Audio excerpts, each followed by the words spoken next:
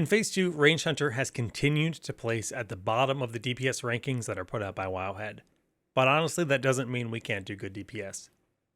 I got bored of Melee Hunter, I swapped back to Ranged Hunter, and I have no regrets. I've been having a blast, and I've got strong parses across the board. So let's jump in and talk about how you can maximize your DPS as a Ranged Hunter. Okay, so going through the talents, it's just a full-on 31 points into marksmanship. You want to start with 5 points in efficiency, go down to 5 points in lethal shots, 5 points in improved hunter's mark. We'll pick up aim shot, which we'll use on some fights, and we'll open with as many fights as we can. Then you want to get 5 points in mortal shot. You will need to grab 1 point in serpent sting. That's kind of a filler here. 3 points in barrage, 5 points in ranged weapon specialization, and then our final point goes into true shot aura, which we'll want to maintain. Running through the runes, typically you're going to be required to use Heart of the Lion. Unless you have a Nether Hunter in your group running Heart of the Lion, you will be running it. Lone Wolf is good, especially once you have better gear, and especially if you're playing Spell Power Hunter. Again, we'll talk about that more later, but Heart of the Lion is generally what you'll be playing. Exposed Weakness, by far the best rune. They just gave a buff to Steady Shot. It's still garbage. It still clips with our attacks. Do not use it. Exposed Weakness is just much better. Sniper Training will be what you want to use for your leg rune. Again, Sniper Training is something that has a 6-second activation time, so you're getting 0 value out of this if you're moving. On some fights, there's no options whatsoever but to move, but always try to position yourself so that you're getting the most uptime. When we go into each boss fight, I'll try to give you guys some tips and tricks on that. Trap Launcher is our only real valuable foot rune. This little homie's coming to talk to me. And then we'll be using Chimera Shot. For the most part, we'll be using Chimera Shot in these fights because that's our bread and butter. That's most of the DPS we're going to be getting from these fights. By far our biggest damage dealer, other than Auto Shot and Explosive Shot, you can use during Trash or Menagerie, depending on the strategy your guild runs. So when it comes to gear and stat priority as a Ranged Hunter, we want to get as close to 6% hit rating as we can, and then we just want lots of agility. Agility is the #1 stat we're looking for. I'm not going to run through my entire gear list here. I mean, you can look at it here on the screen if you want to replicate what I have. I'm not exactly full BIS. I'm missing the shoulders and trinket. You can check websites like Zockify to check the BIS list there and go with that as a reference point. So while I'm not going to run through all of my gear, I will take a moment to go over a few things. You want to always dual wield. Do not use a two-hand weapon, because when you dual wield, you can get Dismantle on 2 weapons. This is such a good enchantment for Gnomeregan, and you're going to double your chance for proccing by dual wielding rather than using a 2-hand sword, for example. So Sentinel's Blade plus Vanquisher's Sword are our BIS as ranged, and this is just like Warsong Gulch loot. Really, really important that you dual wield. Secondly, we can talk a little bit about professions. Leatherworking is very good. You get glowing Gneuro-Linked Cowl as well as the Void Touch leather gloves. I will actually swap the Void Touch leather gloves with Machinist gloves, depending on if I'm fighting a mech boss and depending on if the cooldown, which is a 10-minute cooldown, is not yet available for the boss fight. So those are my 2 gloves of choice, both very good. For the other profession, well, let's talk about consumes as a whole. So we want to be using Elixir of Agility. We said Agility is our #1 stat, and we use Elixir of Agility. But we can also use lesser arcane elixirs, because many of our abilities, Arcane Shot, Chimera Shot, and Serpent Sting, actually do scale based off spell power. So spell power has a real place as a ranged hunter, and this will help your DPS. You then add more spell power. Again, this is another benefit of dual wield with lesser wizard oils. We're putting this on both weapons, giving us a total of 32 more spell power, buffing us even further. Food options, it's really just Sagefish Delight. Mana retention's a good thing. We get 6 MP5 for this, so that's really good. And then we use Scroll of Agility and Scroll of Strength rank 2 on our pet. Do not cast this on yourself. Use this on your pet to buff your pet stats. Get more DPS out of your pet. If you're running Lone Wolf, it's irrelevant obviously, but still good to know. Then we have just kind of our raid consumes that we use for certain boss fights. The Nature Protection Potion and the Free Action Potion are both useful in certain scenarios, so grab those. And last but not least, we have the mildly irradiated Rejuvenation Potion. This is why I suggest you use alchemy as your second profession, because it's a soul-bound potion. You cannot trade these, you cannot sell these. They restore mana, and they're actually on a different potion cooldown than a normal mana potion. So it's a second mana potion. And they increase your attack power as well as your ranged attack power by 40, and then they give you 35 spell power for 20 seconds. So with our leatherworking items and our mildly irradiated Rejuvenation Potion, we actually get a macro. You can look at the macro here. I'll include it in the description of the video.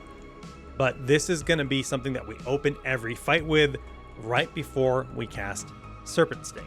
It is important to make sure that you use this macro before we apply Serpent Sting, because Serpent Sting snapshots, meaning that it's going to capture your current spell power when it applies the poison, and then you'll retain that with Chimera Shot throughout the fight. So you want to have that maximum spell power when you're casting Serpent Sting. As far as pets go, I firmly believe you can either use a cat or a wind serpent. I think both pets can work great here. The first two bosses with the lower armor, cat is going to be the better DPS option. And then the other bosses, wind serpent can be superior. If you have a boomkin with Dream State, that's a 20% nature damage buff. That helps you out. That helps out wind serpents because their lightning breath is a nature spell damage ability. But I've got 99s on almost every fight using a cat. I think it's totally viable. So, you do you. I think both bets are fine. Okay, let's shift gears and talk about the actual boss fights within Gnomer. So for Grubbis, there's waves of mobs that spawn, but these don't actually count towards our parse. The number one thing is to make sure you don't blow too much mana killing them. So leave Viper on, do whatever you want, just kill them slowly. They're not hard. It's just an obligation to kill each and every pack. The first tunnel has a total of 3 packs. Once you kill them, a second tunnel opens. You'll have 3 more packs. And after the second pack dies, I actually like to position in the hallway because my group, we like to tank the boss in the hallway to improve our parse. The faster you kill it, the better your parse. So I move up right where Grubbis spawns. I like to drop my trap here, make my pet stay here, and then be ready for this. I actually use Explosive Trap in this situation just because there is the second spawn of the Basilisk and I don't want that to go on the Basilisk, so I just do that as a safety net. Make sure you turn on Aspect of the Hawk. You want to get Hunter's Mark in, immediately start your auto attacks, use the macro we created, and then cast Serpent Sting. Follow up with Immolation Trap, which should be off cooldown now. Just make sure you get it on Grubbis and not the Basilisk. From here, your priority becomes Chimera Shot, followed by Multi-Shot, followed by Aim Shot, and lastly, maintaining the Immolation or Explosive Trap cooldown. I actually use Explosive here for this next one as I was worried about the Basilisk being on top of Grubbis.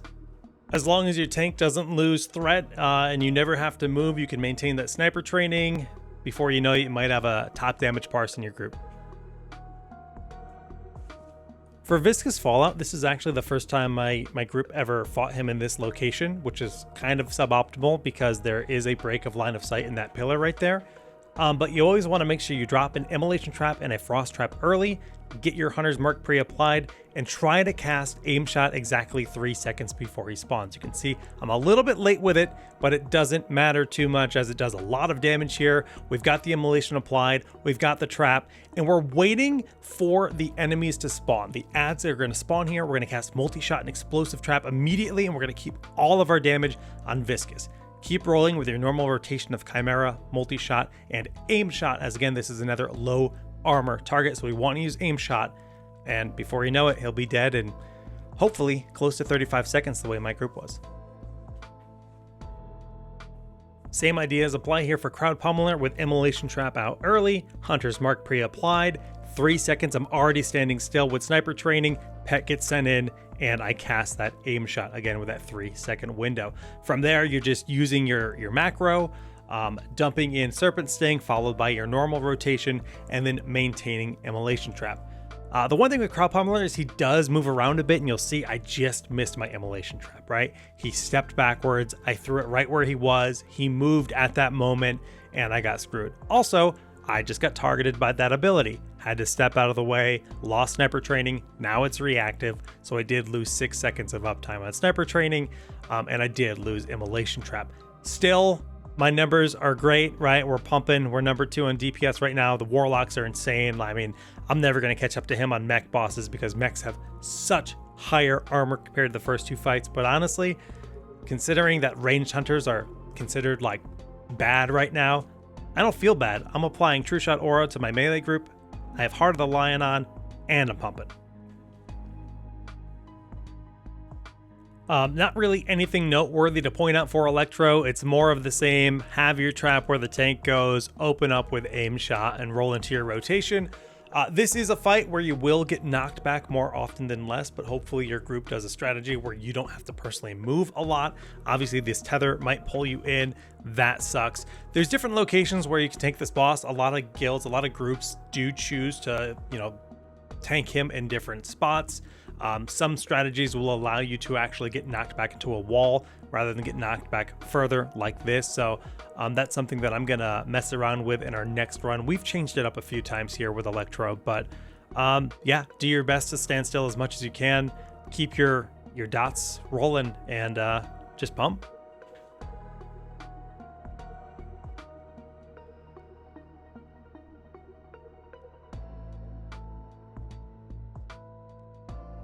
So Menagerie is the one fight where I don't have a 99 and where I change my runes. I use Explosive Shot here and I use Serpent Spread because this is a fight where I find I'm not going to get any value out of sniper training because I'm moving so frequently, and there's often situations where enemies are clumped where Explosive Shot can get more value.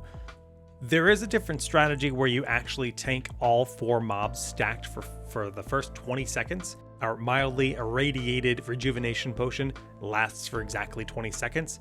So I'm eager for my group to actually give this a shot because you just nuke everything down with AoE when you have a fire mage and an AoE hunter and warlock. I feel like that this will work out well, and I'm looking forward to doing that. And honestly, if you're not doing that strategy, it may just be better to use Chimera Shot. Either way, I've used both Chimera and Explosive Shot here with similar results. With this current just standard strategy of tanking 3 in a circle and having the sheep off on its own with the range nuking it. But I do think that I have to move too often here, so I will probably always use Serpent Spread.